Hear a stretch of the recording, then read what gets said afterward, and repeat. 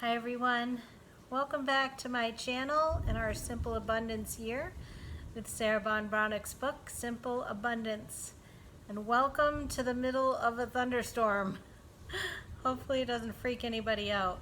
It's funny because in one of Sarah's July Joyful Simplicities, she encouraged us to really revel in a thunderstorm during this month, and I shared with some of you guys in the comments, and you were the ones saying it as well.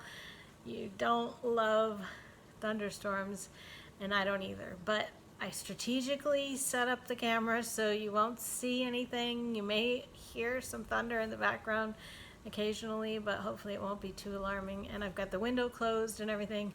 We're having this huge storm. There's a big deluge of rain.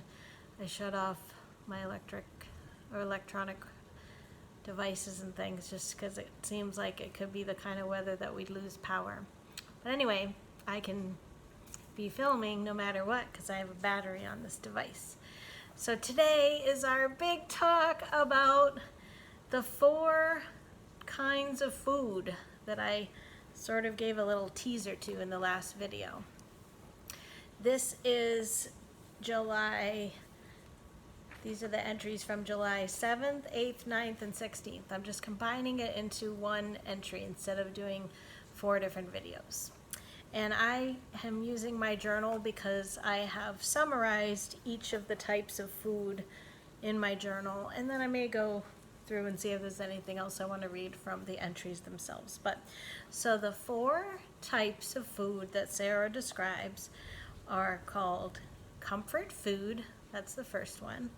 Second one is soul food. The third one is nursery fare. And the fourth one is seasonal fare. All right, so let's get into what each one is. I'm sure you've heard of comfort food, right? So she describes comfort food as being hearty. It's for times when hearts are heavy. Comfort foods fill the calming needs. Food that reassures us we're alive. This is like lasagna, mashed potatoes, chicken pot pie, anything with cheese. It's not lean cuisine. And I don't mean the brand, I just mean it's really like pound packing on food, I guess, right?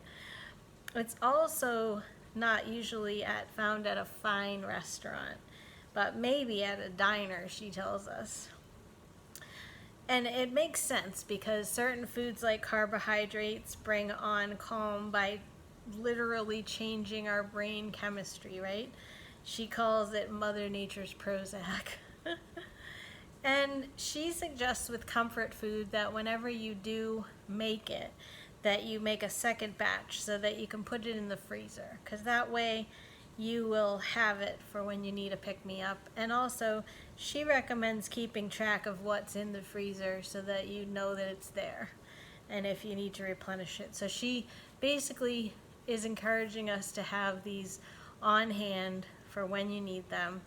And what do you need to do first, though, for yourself? You need to identify what these things are, right? So I give you a little challenge with these 4 types of foods. And like you can do what I did at the bottom of this page. I made 4 little columns. And then I brainstormed what each of them brought to mind. So I'll read you my comfort foods. I have the 2 that she mentioned: mashed potatoes, lasagna, breads and biscuits.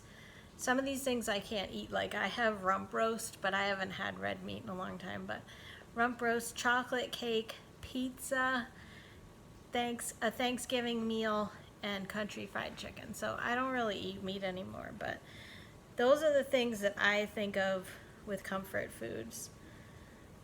If I were going to make lasagna now, I'd probably have to find a way to modify the ingredients too, but I like comfort foods.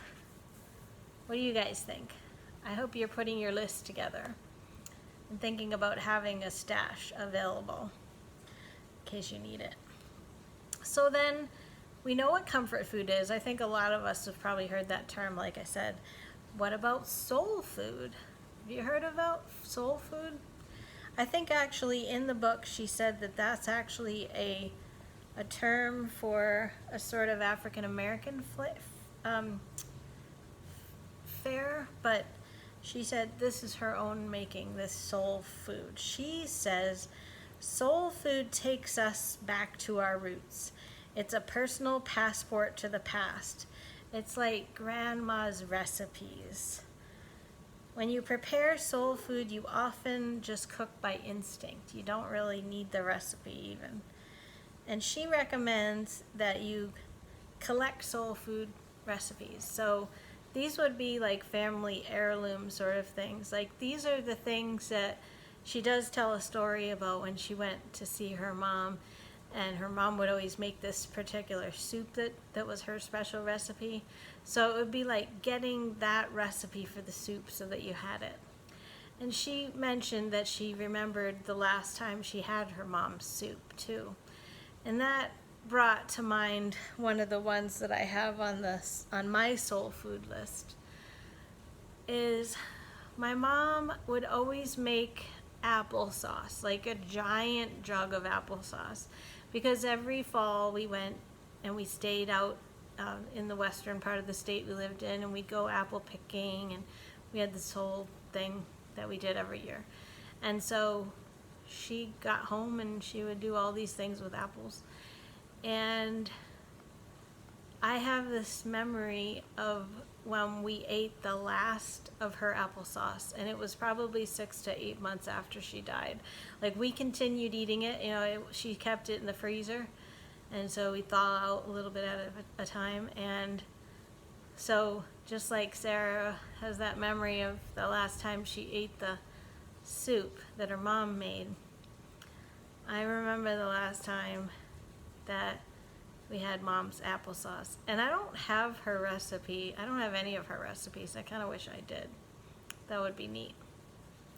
And I think for me, because I was raised by someone who, after my mom died, my dad was just trying to do whatever he could, making stuff out of a box, and he never really learned how to cook. This one was a little harder for me to think because most of them were from my early life, but I don't have those recipes, but I'll still share with you. Oh, I mentioned to you guys that Sundays we always had grilled cheese, so that is definitely on my soul food list. And then any sort of breakfast foods, waffles, pancakes, and French toast, I would say, are soul foods in my mind, because we had a special Saturday sort of thing where that was the day that we got to have that sort of stuff. And even when we'd go back and visit, or like if my sister came to visit from college, my dad would get up and make us a big breakfast like that. And another one, this is so simple, but every Christmas Eve when we were growing up, I don't know why this was. It might have been because my mom knew that the next day she was going to do tons of cooking, but we always had tuna fish sandwiches on hot dog and hamburger rolls for Christmas Eve. So last year I even did that for myself on Christmas Eve. That was my little meal. I also, this is one family recipe. I could get this from my dad too, because he still makes this. This is one of our aunt's recipes, but that green bean casserole, and it has like a cream of mushroom sort of soup mix in with it, and then it's got like breadcrumbs on the top. I like that. So that's one. And then I haven't had these in years, but as I was thinking of these things, it was again another growing up thing. Cheesy scallop potatoes. My mom used to make those. And then also, I don't know that I'd be totally into eating this now, but this was like a thing that she made a lot too for us when we were growing up. It was macaroni and cheese casserole with little hot dogs cooked on the top, like little round cutouts of the hot dogs. And then I said mom's applesauce. And then another family tradition, my cousin always brought little cinnamon rolls, or like those pinwheels, I think they're called. Like Little Debbie makes them now. I don't mean the ones that have the frosting on them, but that's a family tradition in my family that we have to have those for holidays. So those are my soul foods. There's nothing really super crazy because we didn't have a lot of cooks in the house, even though my mom cooked, but she didn't have recipes written down. And her parents had passed on, and then I don't think my dad's mom ever cooked anything in her whole life. So my soul foods are pretty basic. I think I could probably do them easily even now. So what's on your soul food list, I wonder? And the next one, I really like this one. This is Nursery Fare. Okay, so what is that? So Nursery Fare is described as well-loved food from childhood that doesn't necessarily feel, quote, adult, but it brings up happy memories. It brings up childlike delights even now, but you sometimes forget to indulge in it. So, oh shoot, I was gonna grab it, but I forgot. One of my Nursery Fare foods that I indulge in now, and it's actually because Sarah encouraged us to do this, and I really thought about it a few years ago going through this book. At CVS Pharmacy, the little market where they have the foods and things in that store, you can get them. Remember the animal crackers that come in the circus boxes, like a little one? So that is definitely on my Nursery Fare list. Because just a little anecdote about me, when I would go grocery shopping with my mom, if I was good, then I would get to have a box of animal crackers. So that was what I associated with the grocery shopping trip. So I always made sure I was on my best behavior. And then I just have a memory of, I would get it about halfway through, and so I'd get to eat them while we were finishing the shopping. And I would look at each of them and say, oh, I got a giraffe, or oh, I got a lion, So I decided to revisit that, and it's a fun little thing, and I think it's maybe $1 a box at CVS. So I try to pick one up when I'm thinking about it, and it's just a fun little treat for myself. So other things, chocolate milk, right? Penny candy. Remember going to get penny candy? Sometimes you can still do that. And speaking of that, I have gummy worms. That was a big thing in the 80s. I used to love to go to the supermarket. It wasn't the penny candy store, but you can get candy by the pound there, and I used to always get the gummy worms. It's just like gummy bears, but they were shaped like worms. I also put peanut butter and fluff, or peanut butter and banana. Peanut butter and banana really goes back more to my childhood. We actually weren't allowed to have fluff when I was growing up. We really wanted that. I can understand why we weren't really, it wasn't recommended. It's just basically like pure sugar, right? But peanut butter and banana for sure. And then also, my mom was very health conscious, so we never had cheese slices, like the cheese slices, maybe American cheese, that they come in the little plastic, like each individual one has plastic wrapper on it. The first time that my sister and I encountered these, we were visiting relatives in California, and it was so exciting. It was like the first time we'd ever had that. So I associate those with being a kid also. It wasn't for me, but it could be like those mozzarella sticks now, that the string cheese. I didn't have those growing up either, but. So the Nursery Fare is fun food. Like, I don't have this on my list, but thinking of other things, it could be like Jell-O. What else? Could be like marshmallows around the campfire too. So I hope you're thinking about that. I bet you have some things that come to mind that maybe were like your favorite snacks, or some sort of a special treat that you got to have when you were little. See, and now you can even as an adult woman now, you can reward yourself with these and give you that good child feeling that maybe your inner child is really hungry for these Nursery Fare foods. And the last one is seasonal fare, and I mentioned this as a little teaser. And there's actually some health professionals who recommend that you eat with the seasons, because if you think about the way that our ancestors lived when they were living off the land, that's what they did, right? So there's health benefits to it as well. So seasonal fare is described as the joy of using the season's bounty in your cooking. This transforms ordinary days into hallowed moments. It's also frugal, and it makes each season special.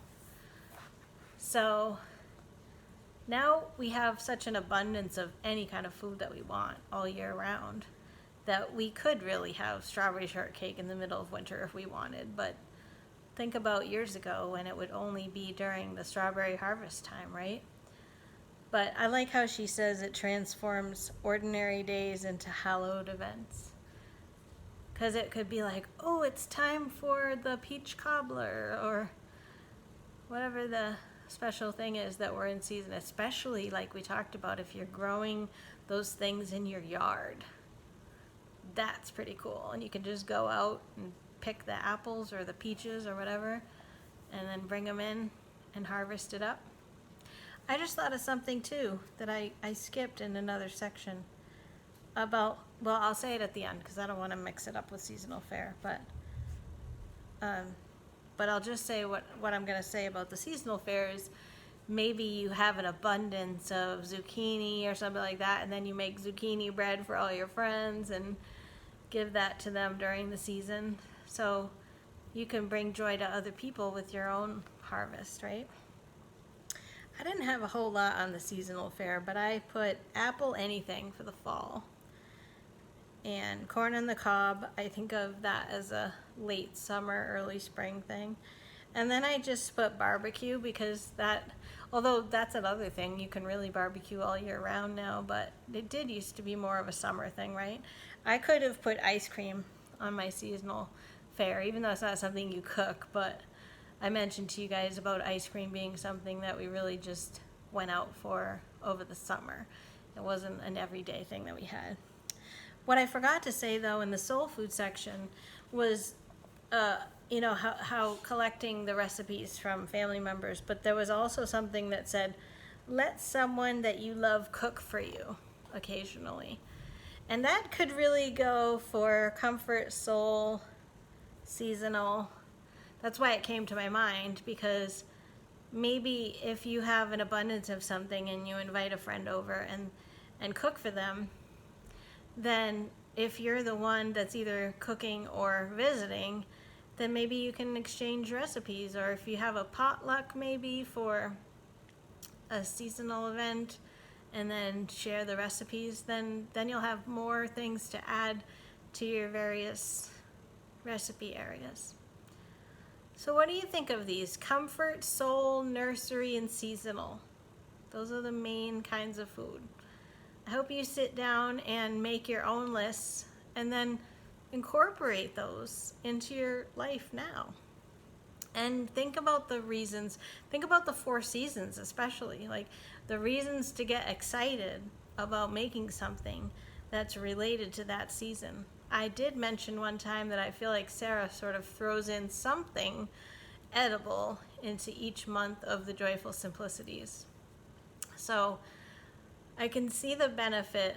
Food is so nourishing, but then also it can have these psychological attachments to the past and to comfort and to the various times of year. So I can see how when we think about Sarah's principles, joy, harmony, beauty, order, simplicity, and gratitude, that this would be about another way to bring joy in. And I suppose harmony could be about, related to living with the seasons too, because you're harmoniously living with the cycles of the earth. Anyway, there's a lot to think about with these food entries. Hope you enjoyed that discussion, and maybe share in the comments if you have some specific ones for each category that come to your mind. And I hope that after you make your list, you do think about ways that you can incorporate those now into your life and bring some everyday joy. And what was the term again? Turning everyday moments into, I'm not on the page anymore. Making everyday events into a ceremonial experience. I don't know, I'm paraphrasing, but you know what I mean. Like making each day special. That's what this journey is all about, right, Annabelle? Thanks again for watching, and I will see you as we continue our discussion in the month of July 2020 and our Simple Abundance journey together this year. Thanks again. Bye-bye.